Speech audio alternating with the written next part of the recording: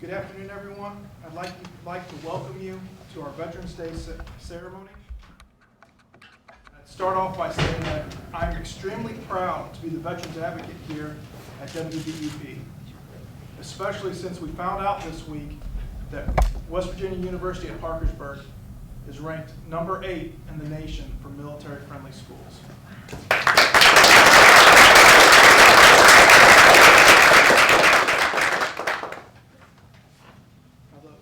Parkersburg South High School Color Guard post the colors. March.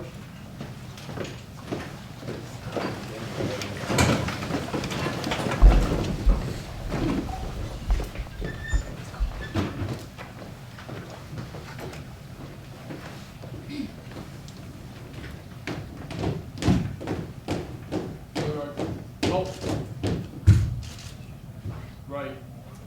Face. Carry. Colors.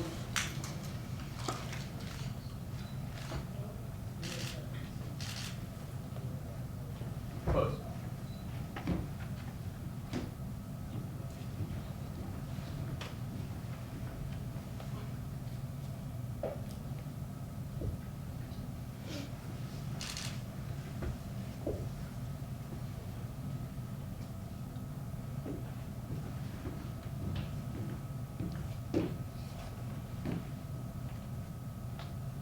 Right, face, forward, march.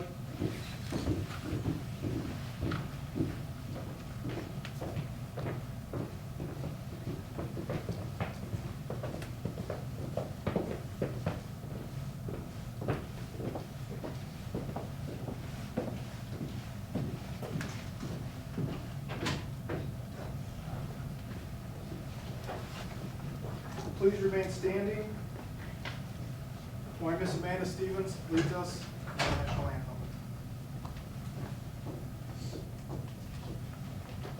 Oh, say, can you see by the dawn's early light what so proudly we hailed at the twilight's last gleaming, whose broad stripes and bright stars through the perilous fight o'er the ramparts we watched were so gallantly streaming, and the rocket's red glare, the bombs bursting in air, gave proof through the night that our flag was still there.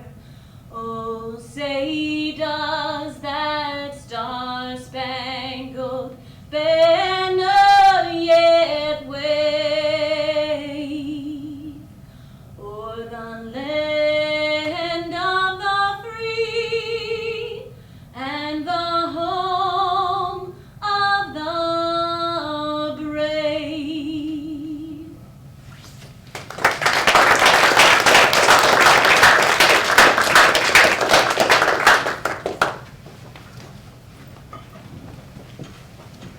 Everyone be seated.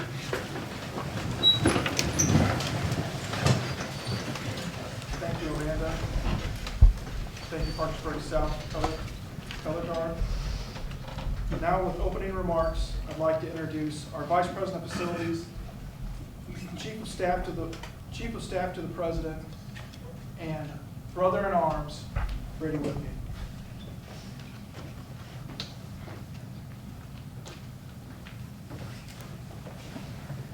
Excuse me for a second. Getting old isn't fun.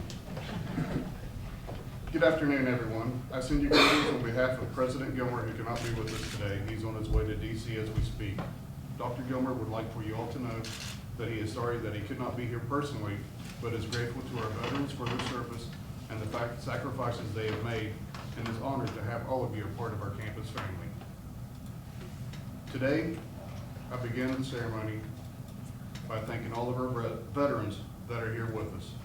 I'm honored to be one of you. Two of my greatest accomplishments have been being able to be a father to 4 amazing children and to have served honorably in the United States Army. Next, I would like to give you a brief history on Veterans Day. It was originally known as Armistice Day and was established to celebrate the anniversary of the ending of World War I. Major hostilities of that war formally ended on the 11th hour of the 11th day of the 11th month of the year 1918. Since that time, U.S. veterans organizations pushed to rename the day Veterans Day to celebrate all the veterans, and that became effective in 1954. June 14th, 1775. November 10th, 1775. October 13th, 1775. September 18th, 1947. December 13th, 1636. August 4th, 1790. To most, these just seem like random dates. But to those of us that put on the uniform, we know. It's their birthdays. The dates for the branches of our military: the Army, Marine Corps, Navy, Air Force, National Guard, and Coast Guard. This is how long men and women have fought and sacrificed for their families, friends, and people they will never know. William Shakespeare wrote in Henry V, Act 4, the St. Crispin's Day speech, around the year 1600. I'd like to read a small piece of that speech. But we in it shall be remembered, we few, we happy few, we band of brothers. For he today that sheds his blood with me shall be my brother. Anyone that has joined the military for any reason understands the bonds that are forged by those by their side.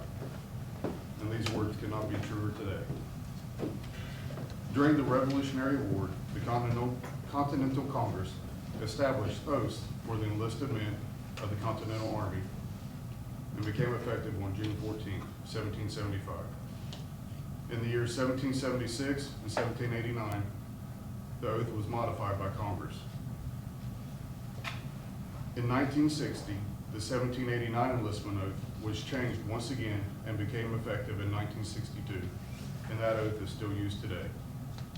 When an individual enlists or re-enlists in the armed forces, it is administered by a commissioned officer and performed in front of the United States flag, their branch flag, state flag, and unit guidon if applicable.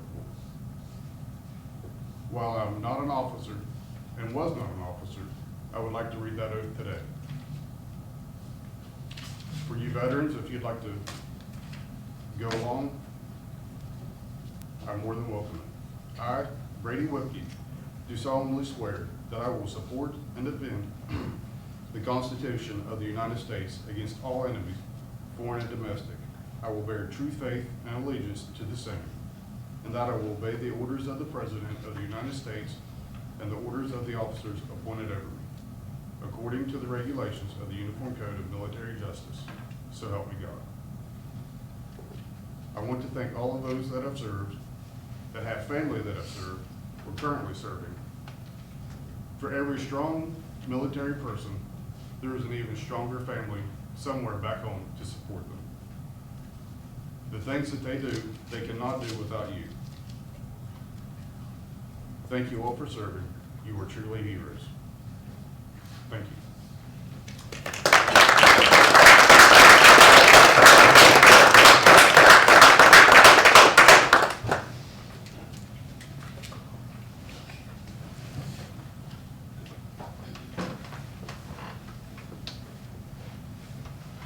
Today it brings me great pleasure in introducing our guest speaker, retired Air Force Colonel Alex Cantu.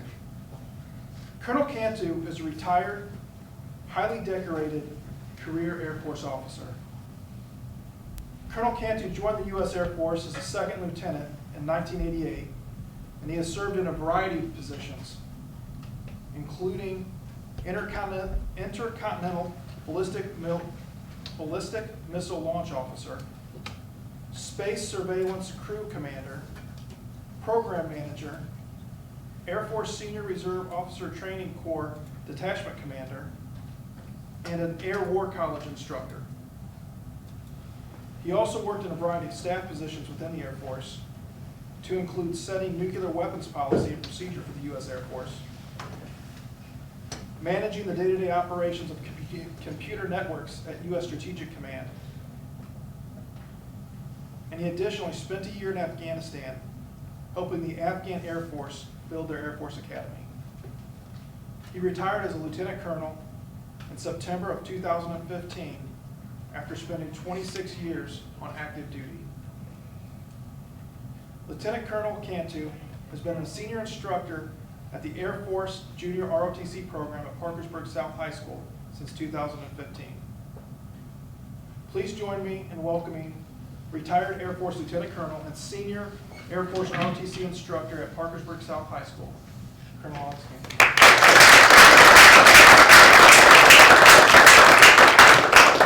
Good afternoon, everybody.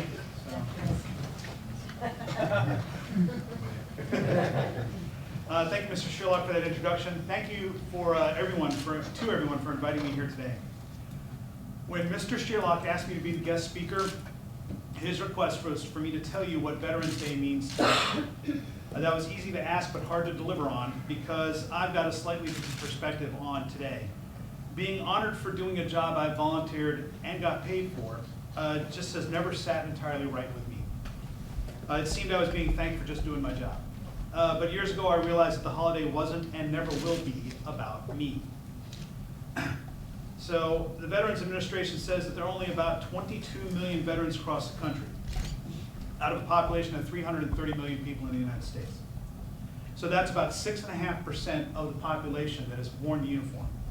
What that means is that on any given day, your average American will meet just one veteran out of every 15 people they meet. Since there's no flashing neon sign floating over our heads that says, "This guy's a veteran, thank him for his service," you may never know that the person you just met served in the U.S. military unless they volunteer that information. A lot of veterans like me are uncomfortable being thanked for our service because we were just doing our jobs, and at least in my case, my jobs were all pretty boring. In one assignment, I got paid quite a bit of money to basically track space junk. There were several jobs where all I did was push paper from one side of my desk to the other. I've never been in combat. Most of my assignments were air conditioned because that's how the Air Force does things. And I always thought that the veterans who deserved to be thanked were the ones who served in places like Fallujah or Normandy, Helmand Province, Khe Sanh, Chosin, in a B-17 over Europe, or on the USS Yorktown at Midway. I spent 1 year getting paid to take college classes for a master's degree. Why would anyone need to thank me for that? But several years ago, I had a conversation that convinced me that I needed to change the way I thought about Veterans Day. I was talking to my mother, who served in the Army in the 1970s. She spent her 4 years sitting in a radio room in Montana, also not the most glamorous of military jobs. I had made the comment that being thanked for my service seemed wrong somehow because I hadn't kicked in any doors in Ramadi or flown missions over downtown Baghdad. And that's when my mom reminded me of the oath. For the veterans in the room, you know what I'm talking about, the oath of enlistment. We just covered that. She reminded me that it doesn't matter what job we have in the military, we all took the same oath. The one that says in part that we all promise to, quote, protect and defend the Constitution of the United States against all enemies, foreign or domestic, and bear true faith and allegiance to the same. So the thing is, the oath is more than just a bunch of words. It's a public declaration of what the American people can expect anyone who takes it. It can be boiled down to two promises. First, the individual taking the oath is promising that their loyalty belongs not to the president, not to their commander, or even themselves, but their loyalty and service belongs directly to the Constitution of the United States and the ideals that have made this country different than all the others for the last 2 centuries. Second, they are promising the nation that they intend to accomplish those duties to the best of their ability. In the words of the Founding Fathers, they are pledging their, quote, lives, fortunes, and sacred honor as the ultimate price they are willing to pay to accomplish the objectives of the United States. They swear this oath in public, in front of witnesses, and before God as the highest moral authority in the universe. You usually take the oath before your career field is decided, and the military reserves the right to change your career field at any time, based on their own needs. That means that while you may have volunteered to be a diesel mechanic, the Department of Defense may have other needs. So report to Fort Bragg for infantry training next week. Merry Christmas and thank you. Or in my case, a guy who spent 24 years in the Air Force doing nuclear weapons and space surveillance operations suddenly finds himself spending the first half of 2014 in Kabul helping the Afghan Air Force build their military academy. And that's what my mom pointed out to me, that every single veteran at some point in their lives decided to write a check to the United States with the amount of up to and including their life. Most before even finding out what their job in the military was going to be. Doesn't matter what their career field is or was, doesn't matter whether they went in harm's way or not, doesn't matter if they retired after 30 years or only did a 4-year enlistment. They were willing to pay the ultimate price to society to keep that society safe. A Marine friend of mine put it bluntly, we're willing to die so the civilians don't have to. He did immediately follow that up with Patton's quote, which, paraphrased for inappropriate language, goes, of course, the point is to be, not to die for your country, but to make the other poor guy die for his. Because that's how Marines think. Be polite, be professional, but have a plan to kill everyone you meet. We all know the Marines. So in the spring, we don't celebrate, we observe Memorial Day. That day is set aside to honor those who paid the ultimate price for our country. We are reminded on that day that we are here in the land of the free because they are there in the cemeteries across the country and overseas. And in some cases, missing in action and lost to us forever. Because they chose to make the highest of sacrifices, to give their lives to protect U.S. interests and defend freedom across the globe, we have the privilege of living in the most free and prosperous country in history. So Veterans Day is a little bit different, but not by much. Today and every November 11th, the nation honors those who voluntarily put themselves at risk to protect the American way of life and to make the sacrifices necessary to be the most powerful, deadly, and effective military in the face of the planet so that no other country or actor would even think about harming our citizens or our homeland. The long hours, moving every couple of years, the deployments, military discipline, harsh locations and conditions. So Kandahar in July is hot and dusty and 125 degrees, ask me how I know, are all part of the package of being in the military.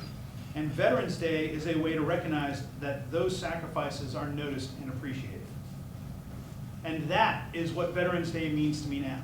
It's not about me individually, and never has been, or any other veteran, and what we did or didn't do, or how glamorous or boring or dangerous or not our jobs were. In fact, it's the other way around. It's about giving a grateful nation the opportunity to stop for a moment, remember that freedom comes at great personal cost to those defending it, and to recognize those who are willing to pay that cost. It's about giving the average American a way to recognize that 7%, that 1 in 15 people they meet, and honoring those people for their willingness to sacrifice everything, including their lives, to keep complete strangers across the country safe and secure in a world where violence and power struggles are a daily threat to our existence. So, go ahead and thank a veteran on Veterans Day, but every chance, and do it every chance you get, not just on Veterans Day. You may make them uncomfortable. I still don't know exactly how to answer when somebody says thank you for your service.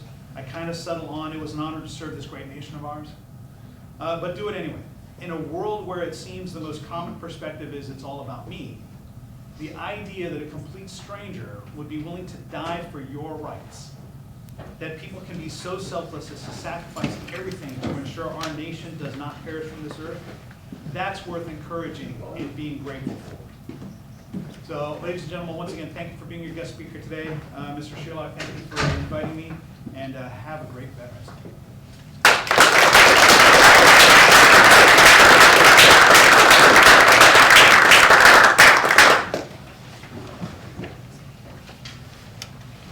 Well said. Well said. Well, before we conclude the ceremony today, there's a few things I'd like to mention. When we first welcomed everybody, I mentioned that WVUP is ranked 8th in the nation in military friendliness.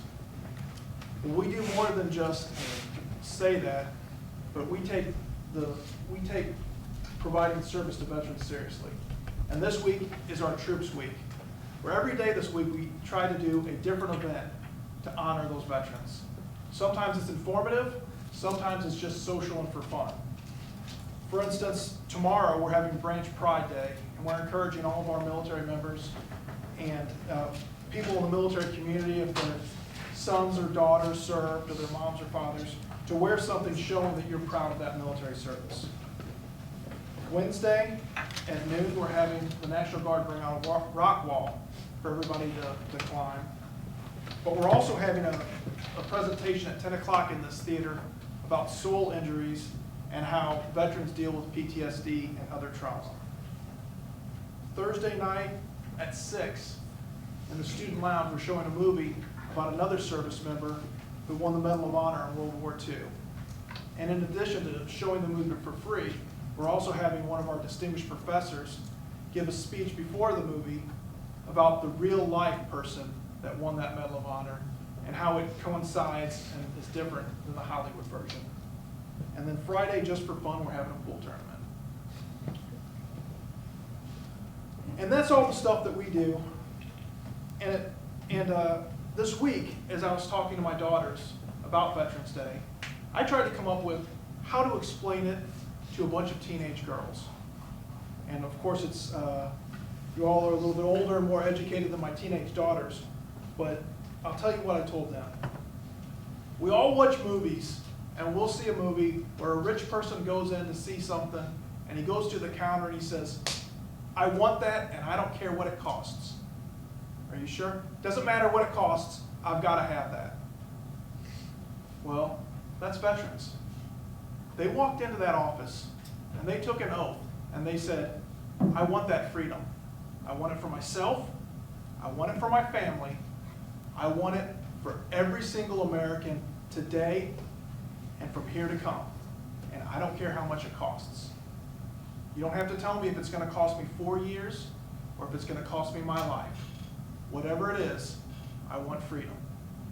And that is the meaning of Veterans Day, regardless of if that veteran has to pay with his life in Afghanistan or if he gets a cushy job assignment teaching at a war college.